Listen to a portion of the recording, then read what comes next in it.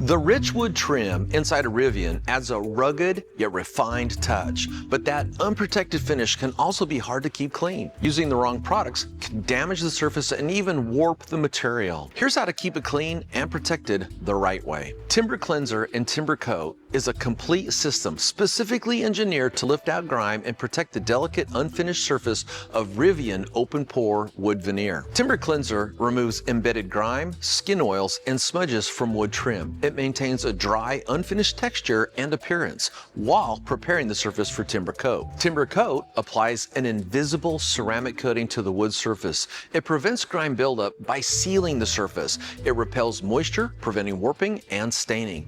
And it maintains the factory original appearance and texture. Application is easy. Simply mist product over the wood surface to be cleaned and spray a light mist of product onto the black bristles of the dual head brush. Brush the wood gently, moving the brush in the direction of the grain, and then remove any excess by blotting the surface using a clean microfiber towel, and then give the surface a gentle final wipe. To protect the wood surface, apply 1 to 2 drops of Timber Coat onto the blonde colored natural fibers of the dual head brush.